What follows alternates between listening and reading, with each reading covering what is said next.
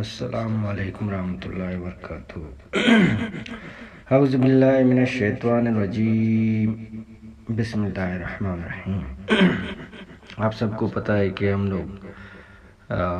عطر تصوف کے جو رسالہ ہے اکمال شیم، اس کے عبارات پر گفتگو کر رہے ہیں کہ مصنف صاحب نے اس کتاب میں کیا کیا تحریر فرمایا ہے۔ آج ہم لوگ تیسرے باب میں تھوڑا بہت اس پر گفتگو کریں گے، اس کی عبارت پر۔ اس باب کے شروع میں عمل میں روح کیسے پیدا ہوتی ہے، اس کا تھوڑا بہت بتایا ہے، تحریر فرمایا مصنف صاحب نے کہ بندہ کے اعمال صرف صورتیں بے جان ہیں، بندے کے اعمال صرف صورتیں بے جان ہیں اور اخلاص کا وجود ان کے لیے ارواح ہے۔ یعنی بندہ جو اعمال نیک مثل نماز، روزہ، حج، زکوٰۃ کے کرتا ہے بلا اخلاص کے، ان کی مثال ایسی ہے جیسے کسی جاندار کی صورت ہو اور اس میں جان نہ ہو۔ اور اخلاص یعنی عمل کو ریا اور نفسانی مزہ سے خالص کرنے کی مثال روح اور جان کی سی ہے۔ اگر عمل کے اندر اخلاص کی صفت موجود ہے تو اس میں جان ہوگی اور وہ عمل کارآمد ہوگا، اور اگر اخلاص نہ ہو اور وہ عمل محض مخلوق کے دکھانے یا اپنے مزے کے لیے کرتا ہے تو وہ عمل مثل صورت بے جان کے ہوگا اور آخرت میں کچھ کام نہ آئے گا۔ ادھر مصنف فرما رہے ہیں کہ یعنی آپ لوگ جو عمل کرتے ہیں اس میں اگر کوئی ریا ہے، مثال کے طور پر آپ عبادت کرتے ہیں، روزہ رکھتے ہیں، نماز کرتے ہیں، تہجد پڑھتے ہیں، اور آپ کے اندر کے دل کے کسی کونے میں اس قسم کا خیال ہے کہ میں یہ کر رہا ہوں، میں تہجد پڑھ رہا ہوں تاکہ مجھے لوگ دیکھ کے مجھے تہجد گزار سمجھ لیں اور میری عزت کریں، نیک سمجھ لیں۔ اس کے علاوہ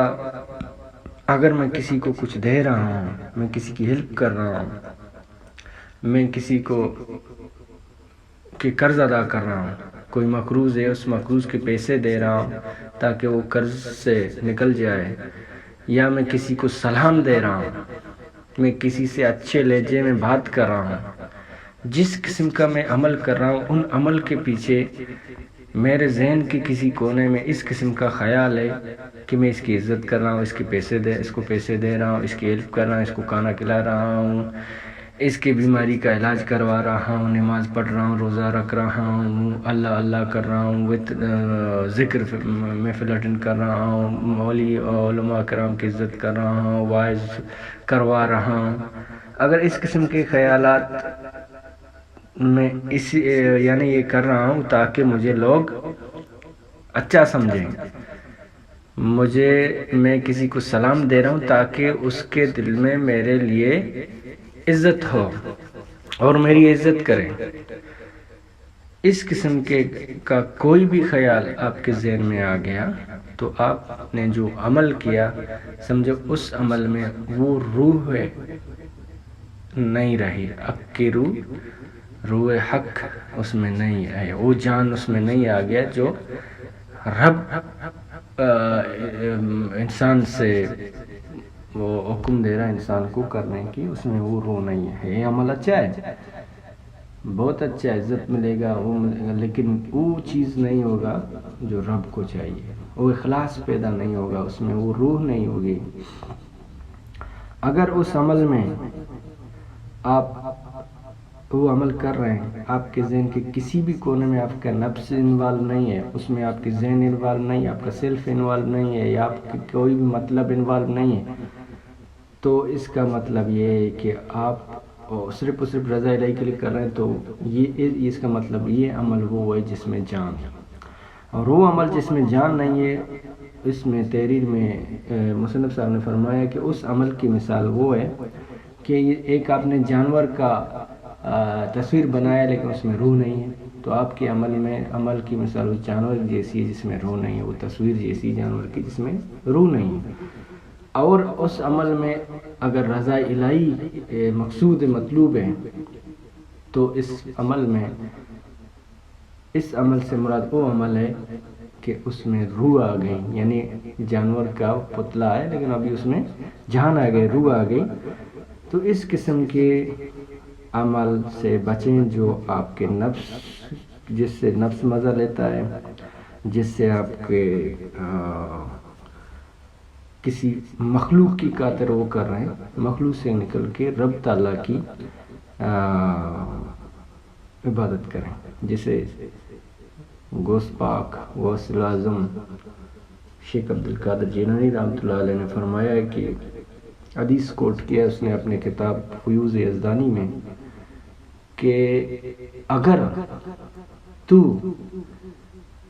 تجھ سے ملنے کوئی شخص آ گیا یا کوئی آپ سے ملنے وقت حاضر کا بادشاہ آ گیا، اگر آپ سے ملنے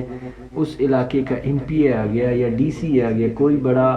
آفیسر آ گیا آپ سے ملنے، کوئی ایسا اثر رسوخ والا شخص آ گیا آپ سے ملنے، اور آپ بیٹھے ہیں، وہ آپ کے دروازے میں ان ہوتا ہے، آپ اس کے سامنے کھڑے ہوتے ہیں،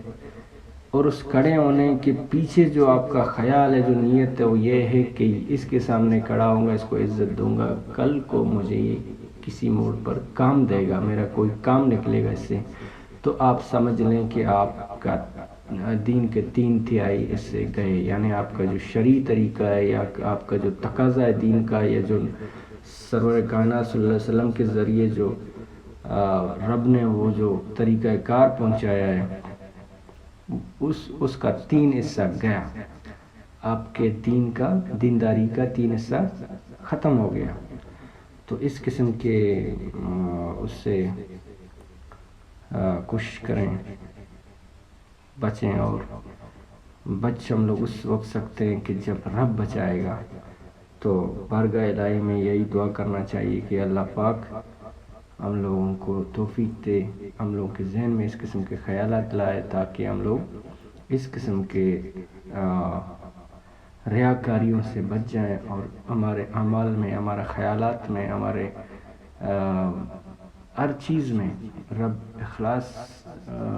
لائے اور ہم لوگوں کو فلاح تک پہنچائے، اپنی معراج تک پہنچائے۔ آج کے لیے اتنا ہی، انشاءاللہ پھر اس سلسلے کے کسی اور ٹاپک پر گفتگو کریں گے۔ تھینک یو، دعاؤں میں یاد رکھیے گا۔ اللہ حافظ۔